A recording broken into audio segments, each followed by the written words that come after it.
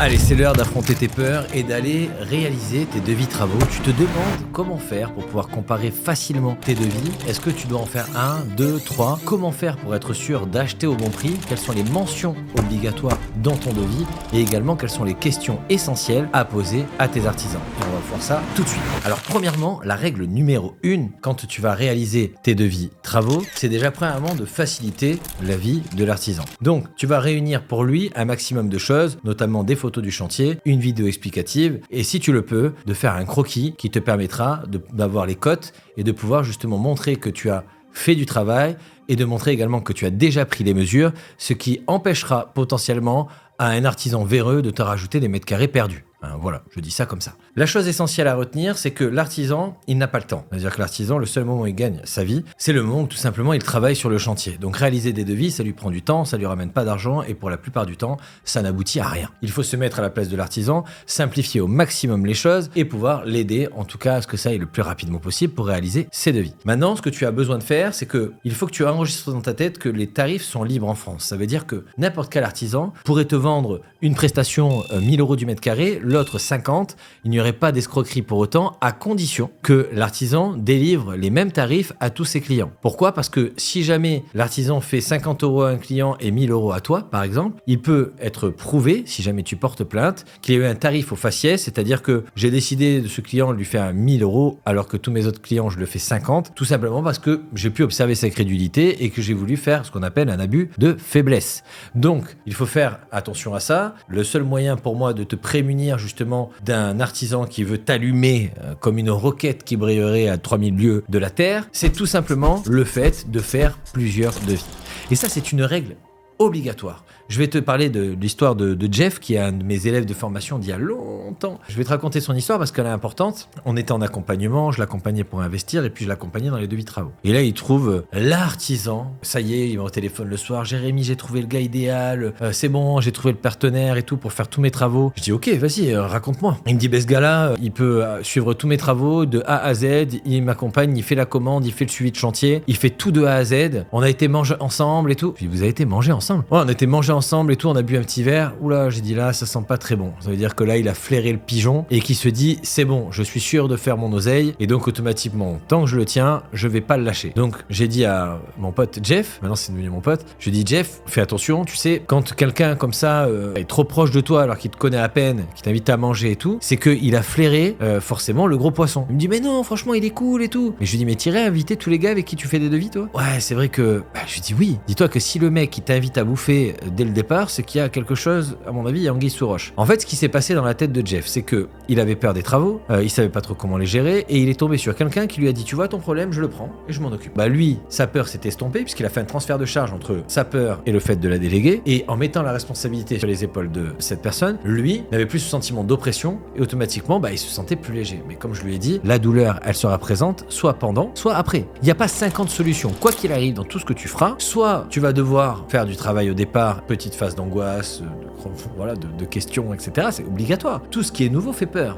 Donc à partir du moment où il y a quelque chose de nouveau, forcément, je n'ai pas de repère, je ne sais pas comment faire, je n'arrive pas à savoir si ça va être bien ou pas bien, ça me fait peur. Normal. Qu'est-ce qu'il y a de plus normal que ça? Rien. Donc du coup, je lui ai expliqué, on va faire d'autres devis. Mais non, c'est bon, Jérémy, je le garde. Ok, bon, on va faire d'autres devis quand même. On a fait 2 autres devis. Le premier artisan, je l'ai invité à bouffer et tout, 25 000 €. Le deuxième, 17 000. Le troisième, 12 000. Pour les mêmes travaux. Les mêmes travaux. Qu'est-ce qu'on a fait? Alors bien sûr, on a comparé, etc. Parce que c'est pas le moins cher qu'il faut prendre. Bien sûr, à comparaison, qualité égale, etc. Vérifier si, effectivement, tout ce qui est marqué dans le devis numéro 1 est bien dans le numéro 2, comparer, poser des questions et voir, faire effectivement un constat. Je vois que dans les 3 prestations, j'ai la même chose. Et puis celui-là est beaucoup moins cher. Donc je prends lui, normal. Donc du coup, on a pris celui à 12 000 et ça s'est très bien passé. Il a fait une économie de 13 000 et d'ailleurs, il m'a toujours pas invité au restaurant. Je vais l'appeler.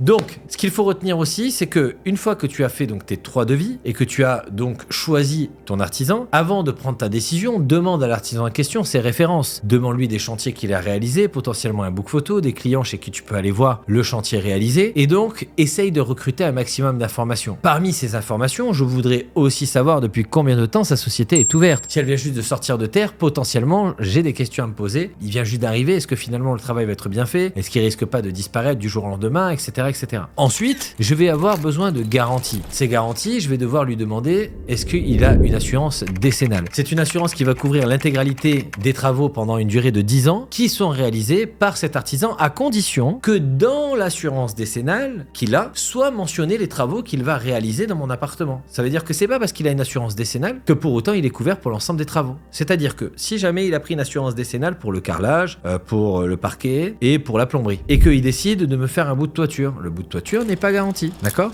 Donc il faut que chaque travaux réalisé par l'artisan, il y ait dans son assurance décennale une clause qui couvre l'intégralité des travaux. Donc à bien vérifier dans la clause de son contrat d'assurance. Deuxième élément essentiel, vous devez vous assurer qu'au moment où il vous donne l'assurance décennale, il soit à jour de ses cotisations. Parce qu'il pourrait très bien avoir une ancienne assurance décennale, avoir modifié la date de validité, ne plus en avoir parce qu'il n'a plus les moyens, et vous donnez le papier, vous êtes content, vous avez le papier, et le jour où vous êtes emmerdé, personne ne l'a couvert. N'hésitez pas à téléphoner à l'assurance, je vous conseille de le faire pour demander si cette personne est bien assurée à tel endroit, parce qu'il faut savoir que, ça aussi ça fait partie des croyances que tout le monde a, l'assurance décennale de l'artisan n'est pas dépendante de l'artisan. Ça veut dire que si vous faites affaire par exemple avec la société Tartampion, qui va refaire l'intégralité de votre maison, et que la société Tartampion demain disparaît dans 2 ans. Oh non, mince, putain mon assurance décennale, j'en ai plus. Ben non, c'est faux. Parce que l'assurance décennale, c'est un prestataire extérieur. Ça veut dire que par exemple, la société Tartampion a souscrit une assurance à la MAF, ou à AXA, ou peu importe, et donc au moment où elle a fait vos travaux, elle était assurée. Pour que votre assurance compte, il faut qu'au moment des travaux, il soit à jour de ses cotisations, et qu'à la fin des travaux, vous ayez signé un procès-verbal de réception de fin de chantier sans réserve.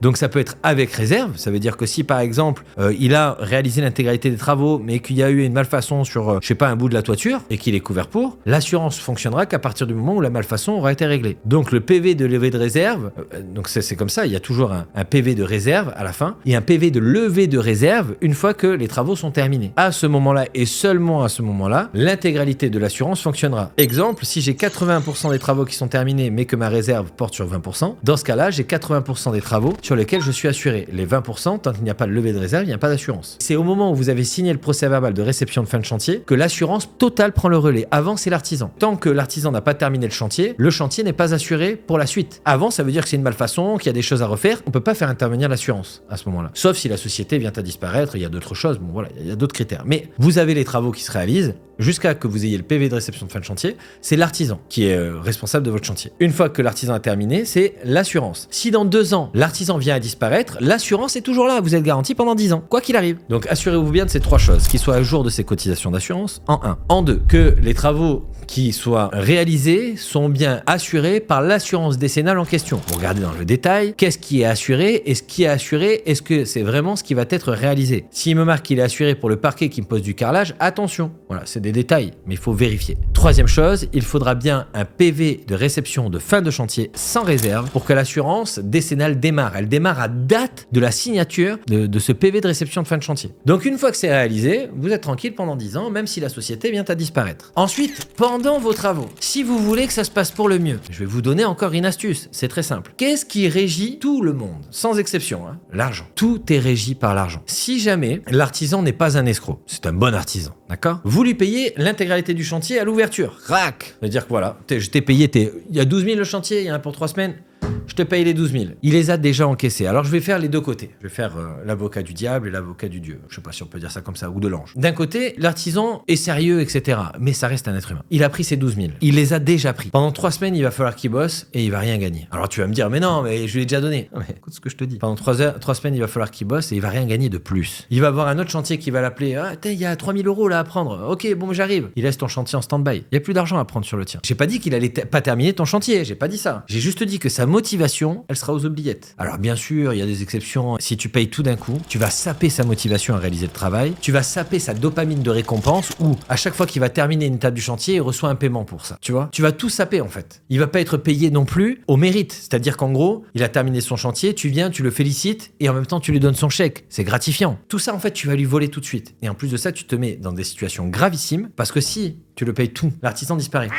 Mais tu l'as dans l'os. Donc ne jamais payer l'intégralité du chantier. Dans tout chantier. Pour moi, la règle, ça serait la règle des 20, 30, 30, 10, 10 peut-être. Parce que bon, ça change suivant les chantiers, ça dépend. Si c'est des menuiseries, les menuiseries ça coûte assez cher, la toiture aussi, donc il y a besoin d'un acompte, peut-être 20%, peut-être 30%, tu vois. Si c'est du travail de secondes œuvres, 10% peut suffire. En gros, dans l'idée, c'est de payer au compte-gouttes. C'est-à-dire que si jamais tu peux voir avec l'artisan des étapes de chantier, c'est-à-dire, on va prendre l'exemple d'un plaquiste. Première étape, démolition. Ok. Deuxième étape, pose des rails. Ok. Troisième étape, pose de l'isolation. Ok. Quatrième étape, pose du placo. Ok. Cinquième étape, pose des bandes. Ok. Sixième étape, ponçage, peinture. Ok, super. Donc, vous lui dites de diviser le devis en 6 étapes. À chaque fois qu'il termine une étape, vous le payez. Alors, pourquoi c'est bien ? Tout simplement parce que l'artisan, déjà premièrement, à chaque fois qu'il va terminer une étape, il aura la gratification de toucher à la fois de l'argent, mais également votre appréciation. Ah putain, vous allez vite, c'est super bien fait, le chantier est propre, tenez, je suis heureux de vous payer. Ah, à chaque fois qu'il va terminer quelque chose, il aura une récompense. Sa récompense, c'est pour son travail bien fait, il touche donc son argent. Et de l'autre côté, votre récompense à vous, c'est de payer l'artisan, c'est d'avoir les travaux. C'est une relation qui est saine. Si demain l'artisan se casse une jambe, il peut pas venir sur le chantier. Vous lui avez pas tout payé, vous pouvez prendre quelqu'un d'autre. Il a fait les rails, vous pouvez prendre quelqu'un pour faire l'isolation, pour faire le placo, pour continuer le chantier. Vous avez toujours l'argent, vous avez la main, vous avez le pouvoir. D'accord ? Si vous avez tout payé, ben vous l'avez dans l'os. Si la société coule du jour au lendemain et il a acheté tout le matériel, machin, mais il disparaît, il se volatilise, tout. Ben encore une fois, vous l'avez dans l'os. Donc c'est important de garder la main sur le pognon. C'est simple. Tu vois, je t'ai pas parlé d'un artisan véreux, je t'ai pas dit qu'il voulait te voler. Je te dis des choses courantes de la vie. Il peut se casser une jambe, c'est possible. Il peut couler du jour au lendemain parce que c'est compliqué, parce que la vie est compliquée, etc. C'est possible. Il peut très bien perdre sa motivation si tu payes tout d'un coup, parce que c'est comme ça. Si avant d'aller courir, on te donne déjà ta récompense, je sais pas, j'en sais rien, tu sais pas, t'as un objectif, je te dis une connerie. Si jamais t'arrives à courir le 100 mètres en moins de 7 secondes, tu gagnes une Play 5. Et on dit, bon, de toute façon, on sait que tu vas y arriver, on te la donne déjà. Le moment où tu vas courir, tu cours pas pareil. C'est pas vrai. C'est pas possible. Donc il faut comprendre que la récompense, elle est obligatoire. Et donc il faut maintenir en fait cette zone de tension entre le travail et la récompense. Et quand je dis cette récompense, c'est pas comme si je parlais à un toutou. Le but, c'est de se dire qu'il y a un travail qui est fait. Ce travail, la personne, comme elle attend sa récompense pour son travail bien fait, c'est son argent, mais pas que. Aussi la valorisation de son travail, l'appréciation des qualités d'exécution. Voilà, il a terminé les rails, par exemple. Ouais, je peux pas me déplacer pour envoyer une photo, une vidéo. Ah ouais, c'est super bien fait et tout. Franchement, félicitations. Je suis vraiment heureux de bosser avec vous. Tu lui envoies l'argent. En plus de le féliciter, d'accroître le sentiment de respect et cette alchimie entre payeur et payé, quelque part, et de comprendre que c'est pas ton sous-fifre, en fait. Vous êtes partenaire là-dedans, d'accord ? Sans l'artisan, tu tombes bien, tu le loueras jamais. Comme d'ailleurs sans le banquier, sans le notaire, sans l'expert comptable, sans le décorateur, etc. Donc en fait, on est partenaire et on doit se féliciter et se remercier.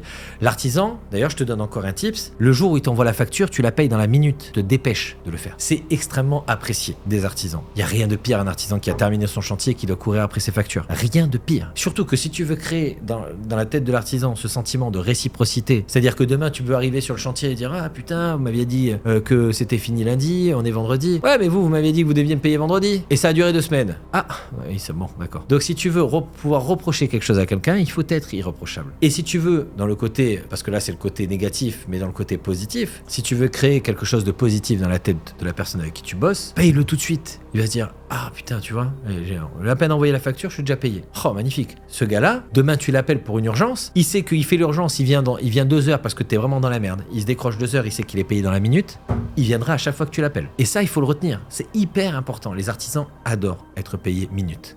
Donc ça, tu le retiens. Ensuite, dans ton devis, de préférence, essaye de faire séparer les matériaux de la main-d'œuvre. Bien souvent, certains artisans aiment bien de mettre paiement au forfait. Les forfaits, ça veut tout et rien dire. Je te le dis doucement pour pas qu'ils entendent. Mais c'est le meilleur moyen de se faire enfiler. Alors tout simplement parce que quand tu fais un paiement au forfait, tu sais pas trop forfait salle de bain, forfait cuisine, qu'est-ce qu'il y a dedans. Il y a 3 éléments, d'accord. Non, moi tu me dis combien il y a de prises. Tu me dis qu'est-ce que tu vas mettre au niveau des prises en termes de qualité, en termes de marque. Tu vas me dire tout ce qu'il y a. Tu vas me dire le prix du matériel et tu vas me dire le prix de la main d'œuvre. Même si tu prends une marge dessus, je suis ok avec ça. Tu t'occupes de la commande, de la livraison, je suis ok. Mais je veux tout voir. J'ai besoin de savoir exactement ce que je vais payer. Essayez dans la mesure du possible, mais bon, je vous conseille de le faire à 99%, de séparer le prix des matériaux de la main-d'œuvre. Vous allez avoir comme ça une analyse claire et la possibilité de comparer facilement les devis. S'il y en a un qui vous fait au forfait, l'autre qui vous fait au mètre carré fourni posé et l'autre qui vous fait au devis séparé, vous faites comment pour comparer? Donc vous dites, voilà, moi ma règle, vous me faites un devis avec fourniture d'un côté, main d'œuvre de l'autre. Comme ça, t'as un prix au mètre carré pour la pose et t'as le coût des matériaux. Tu sors les matériaux, tu peux comparer à qualité égale ça. Si jamais tu vois qu'il y a un artisan qui est moins cher en main d'œuvre et que tu peux acheter les matériaux toi-même et économiser beaucoup d'argent, tu le fais. Si tu vois que l'artisan, il a été correct, il a pris 30% de marge sur les matériaux, va pas le faire chier, quoi. 10%, 20%, 30%, ça dépend. Tu vois, ça dépend de quel type de matériaux. Il faut pas tout prendre, d'accord? Il faut laisser les gens gagner leur vie, c'est important. Donc c'est à toi, à ton appréciation. Mais des fois, pour économiser, quoi, 2000, 3000 balles, tu vas aller gratter 3000 balles à l'artisan. 3000 balles sur 25 ans, ça fait 8 euros par mois. Enfin, franchement, c'est débile. Donc, il vaut mieux des fois accepter de donner un peu plus à l'artisan qui gagne sa vie et qui soit heureux de venir bosser, qui fasse ton chantier le plus rapidement possible. En le faisant le plus rapidement possible, tu mettras ton bien plus rapidement en location et donc tu gagneras plus facilement de l'argent, plus rapidement. N'ayez pas de vision court-termiste, soyez pragmatique, appréciez la situation globale et voyez long terme. Chose essentielle aussi à retrouver dans un devis, date de début, date de fin. Et ça, j'arrête pas de le répéter. Très peu de personnes le font. L'artisan, il va te dire, bon, très bien, mais je commence le 8 avril. Ok, c'est marqué où? Ouais, mais vous inquiétez pas, je vous appelle. Ah non. Moi, j'ai mon crédit qui va commencer dans 12 mois. Vous m'appelez pas, non. Non. Vous me mettez la date. Quelle date vous commencez? La date de livraison des matériaux, date de début de pause et date de fin de chantier. Ah ouais, mais attendez, ouais, mais je sais pas trop. Vous regardez votre agenda, vous me dites. Regardez votre agenda. Vous me dites aujourd'hui ou demain, ça presse pas la minute. Vous me donnez une date de début et une date de fin. Une fois que vous avez une date de début, date de fin, vous marquez des pénalités de retard. Et si l'artisan vous dit ah comment ça, j'ai vu qu'il y avait des pénalités de retard, pourquoi vous comptez être en retard? Ah ouais mais non, mais bon, imaginez-vous, il y a des surprises sur le chantier. Très bien, s'il y a des surprises, ça serait quoi? Une semaine? 2 semaines? Oui, à peu près, très bien, une décale de 2 semaines. Je vous laisse 2 semaines et là je mets des pénalités de retard. Bon mais ok, voilà. Il vous faut cadrer tout ça, c'est important, primordial. Et si jamais l'artisan s'oppose aux pénalités de retard, c'est qu'il comptait déjà être en retard. Donc dans ce cas-là, changez d'artisan. Ça dépend de ce qui est réalisé, d'accord? Parce qu'il y a certains corps de métier qui s'additionnent. C'est-à-dire que le plaquiste, par exemple, il va venir au tout départ poser tous ses rails. Après, c'est le coût de la plomberie et de l'électricien qu'il faut qu'il passe ses tuyaux dans les rails, etc. Une fois qu'il a terminé, le plaquiste doit revenir pour plaquer. Mais en gros, le plaquiste, lui, il vient 2 fois. Un rail et placo. Le plaquiste pourrait vous dire, le délai, ça va dépendre de l'électricien et du plombier. Oui, je comprends bien. Mais dans ce cas-là, tiens, tenez, voilà leur numéro. Appelez-vous, voilà, voyez avec eux. Et puis, donnez-moi une date. De toute façon, à chaque début de chantier, et c'est là où je vais venir, chaque début de chantier, avant de commencer toute chose, vous faites une réunion. Tous ensemble, sur le chantier. Réunion de chantier, on se met d'accord sur les dates de début, sur les dates de fin, vous prenez un papier, un stylo, un agenda. Et donc voilà. Donc toi, tu peux intervenir à quelle date? Ok. Toi, tu peux intervenir à quelle date? Ok.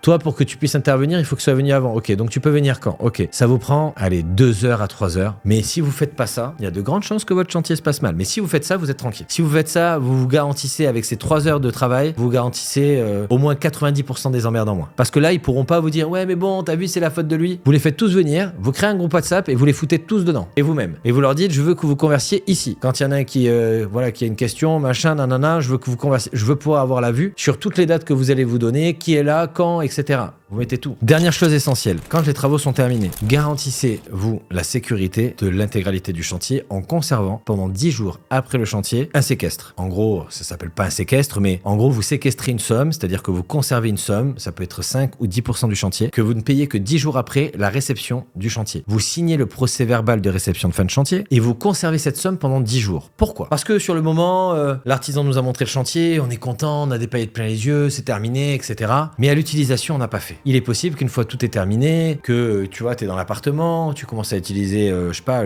l'évier, tu commences à utiliser la douche, puis là tu te rends compte que la douche elle est bouchée, tu te rends compte que le radiateur il fonctionne pas, tu te rends compte qu'il y a un placard qui tient mal. Tant qu'il reste de l'argent, l'artisan revient. Quand il y a plus d'argent à récupérer, après l'artisan, tu vas pouvoir courir pour qu'il vienne. Je te le dis. Donc, il faut absolument comprendre que tant qu'il y a de l'argent à donner, l'artisan vient. Quand il y a plus d'argent, l'artisan, rien.